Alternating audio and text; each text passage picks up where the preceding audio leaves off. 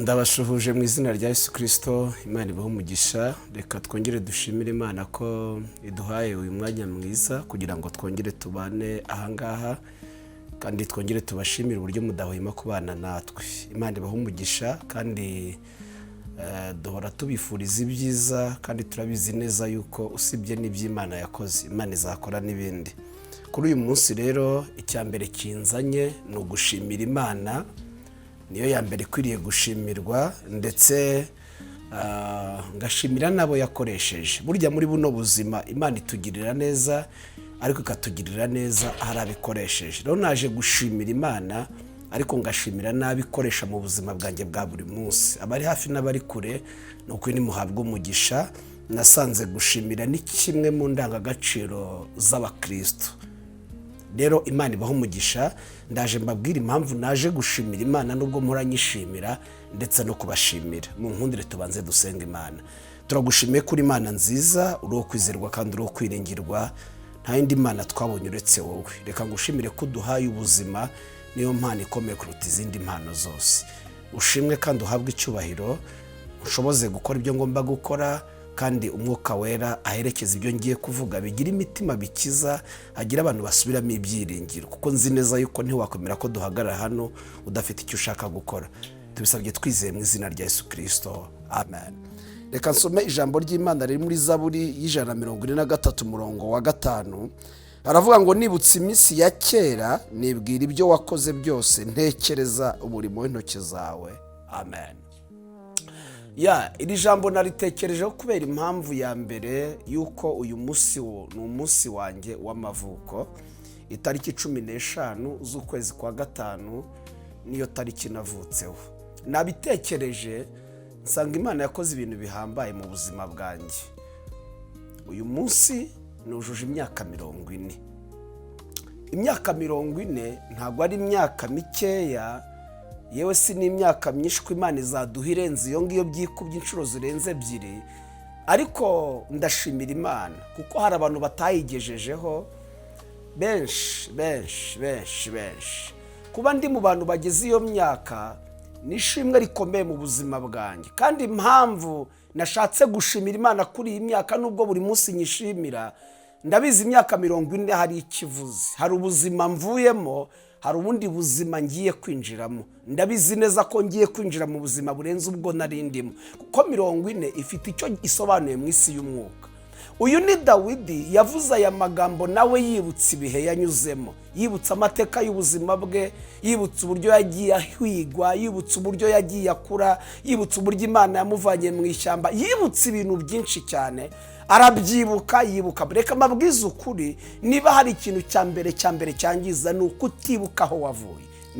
Bureka mabwira, imbaraga z'Imana yacu ntago zibonekera hazaza. Imbaraga z'Imana yacu zibonekera hashize. Nubwo nje gushimira Imana, ariko reka mbakomeze mbabwira ngo nushaka gukomera mu bihe uhagazemo, uzibuka ibihe Imana yagukuyemo. Nushaka gukomera ku munsi mubi, uzibuka umunsi mubi Imana yagukijije. Mu Bakorino haravuze ngo yaba Uwiteka, haravuga ngo Uwiteka niwe waturokoye urupfu rukomeye.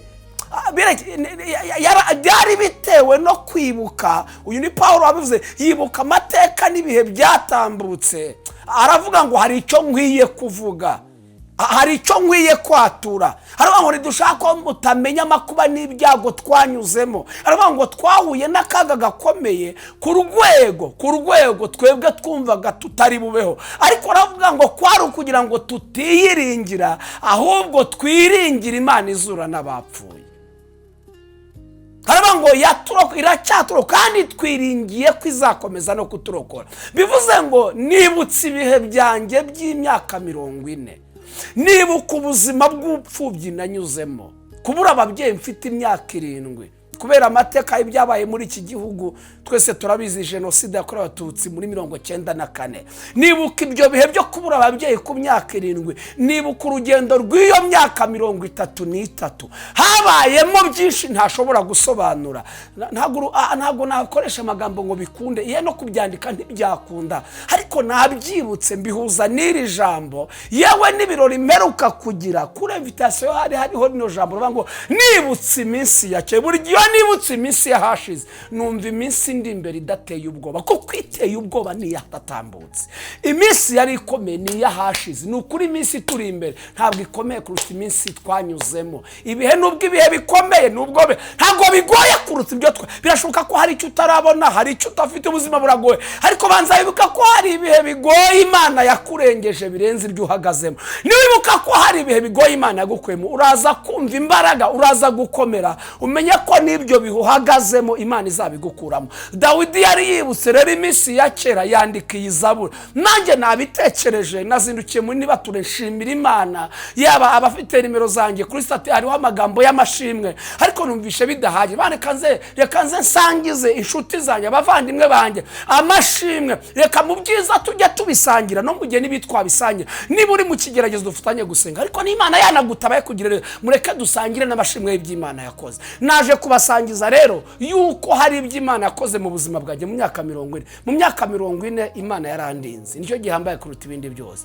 Mu myaka 40 Imana yanyubakiye mu rugo, ndashimira Imana. Mu myaka 40 Imana yampayemo abahungu n'abakobwa, ndashimira Imana. Mu myaka 40 nduwo ndi w'uyu munsi, ndabikesha Imana. Navuze ngo reka nze mfatanye namwe gushimira Imana. Ku myaka 40 ngize ndashimira Imana aho iri habwa icyubahiro kubyo yakoze mu buzima bwanjye, kundinda, kundokora, kundindira umuryango, kundindira abana, kuba ngihagaze mu buntu bwayo, kuba nyiyikorera, ndabishimira Imana. Hari abamaze kubivamo, yewe ndashimira Imana. Navuga byinshi, ariko uyu munsi umutima wanjye wuzuye gushima kubw'imyaka 40 nujuje. Ndashimira Imana yabikoze, mboneraho gushimira abo yakoresheje.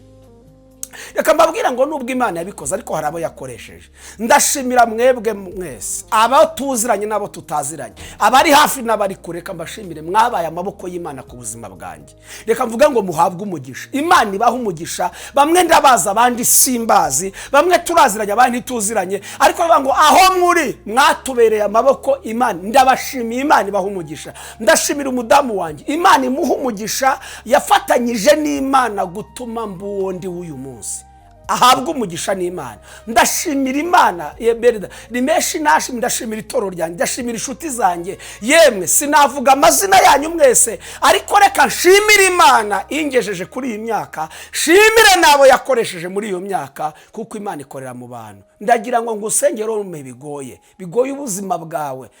Nge ndashima, ariko uri mu bihe by'umubabaro, uri mu bihe by'agahinda n'amarira. Ndabizi ko uyu munsi nshima hari abandi bagize ibyago. Niko mwisi bigenda, bamwe babashima abandi bababaye, bamwe babashingiye abandi bagiye gukingura. Niko mwisi, ariko mu biba byose dushima. Ndashimira Imana rero kubw'imyaka 40 y'amavuko. Ndashima Imana kubyo yakoze muri iyo myaka, kandi mbabwira ngo namwe abakiri bazima bakiriho, mureke dushima Imana. Naje gushimira Imana no kubashimira. Reka nsengera umuntu uri mu bihe bigoye, mu bihe by'ubuzima biruhanije, kubwire ngo muri Imana izabihindura. Ubwo hari ibyo yakemuye, n'ibyo ngibyo izabikemura. Imana ibaha umugisha. Turagushimiye kuri Imana nziza. Nagushimiraga kubw'ibyo wakoze mu myaka 40. Ni byinshi sinabirondora ngo mbirangize, ariko kuva umutima wanjye wuzuye gushima. Fatanyije n'inshuti n'abavandimwe kugushima. Ndagushimira wabikoze, ariko ndanashimira abo wakoresheje muri ubwo buzima bwanjye bw'imyaka 40. Ubaha umugisha, ubiteho bagire neza. Ndasengera abababaye, abari mu bihe bigoye, nabo baremere ubuhamya n'amashimwe, kugira ngo igihe nk'iki ngiki nabo bazatambutsa amashimwe y'ibyo wakoze. Tubisabye twizeye mu izina rya Yesu Kristo, amen. Imana ibaha umugisha mu izina rya Yesu.